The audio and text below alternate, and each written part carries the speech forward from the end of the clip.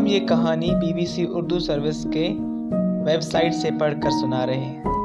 دوستوں، کیا آپ جانتے ہیں دنیا کا سب سے بڑا مینڈک جس کی نسل خطرے میں ہے؟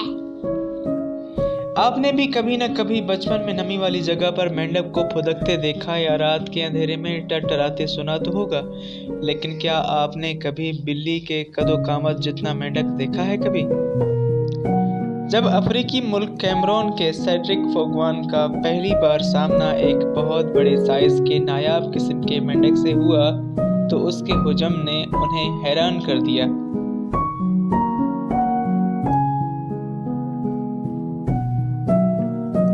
جس مینڈک کو سیڈرک نے دیکھا تھا اس کا سائز تقریباً ایک بلی جتنا تھا۔ جی ہاں، سیڈرک کی آنکھوں کے سامنے دنیا کا سب سے بڑا جیتا جاگتا زندہ مینڈک تھا۔ سیڈرک کے مطابق بڑے سائز کے اس مینڈک کو سنبھالنا اتنا ہی پیچیدہ اور نازک تھا جیسا کہ ایک انسانی بچے کو ریسکیو کرتے وقت سنبھالنا۔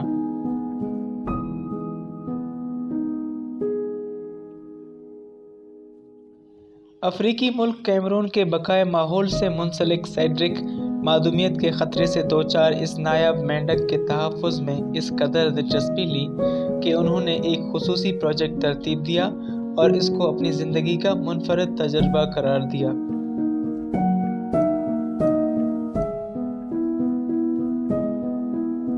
وہ یہ کہتے ہیں کہ جب میں نے دیکھا کہ مینڈک کی یہ نسل دنیا کے سب سے بڑی اور منفرد نسل ہے تو میں نے کہا یہ ایک ایسی چیز ہے جسے ہم آسانی سے دنیا میں کہیں اور نہیں ڈھونڈ سکتے اور مجھے اس دریافت پر فخر تھا۔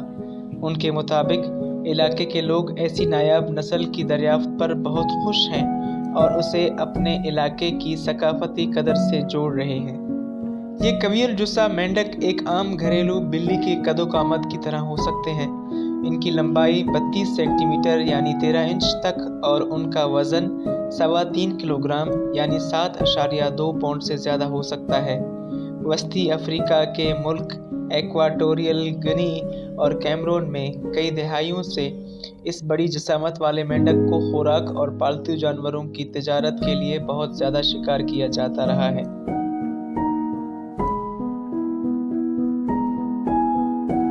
عام طور پر مینڈکوں کا مسکن دریاؤں اور ندیوں کے کنارے ہوتا ہے، تاہم اب ماحولیاتی تبدیلیوں کے باعث ان کا ٹھکانہ تیزی سے تباہ ہو رہا ہے اور اس بڑے سائز کے نایاب مینڈک کو اب سرکاری طور پر معدومیت کی ریڈ لسٹ میں خطرے سے دوچار قرار دیا گیا ہے۔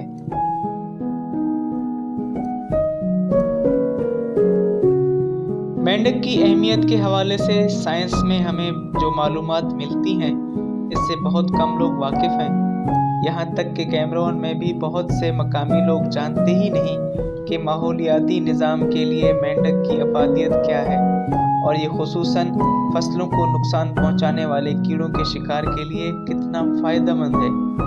مینڈک ندی نالوں کے پاس رہتا ہے جہاں موجود پتھر اس کے لیے مسکن کا کام کرتے ہیں۔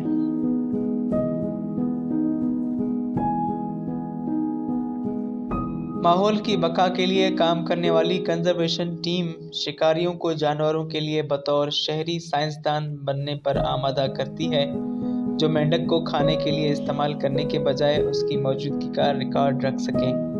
یہ ٹیم مختلف مقامی گروپوں کے ساتھ کام کر رہے ہیں تاکہ خوراک کا متبادل ذریعہ فراہم کرنے کے لیے گھونگھوں یعنی سنیلز کی فارمنگ شروع کی جا سکے۔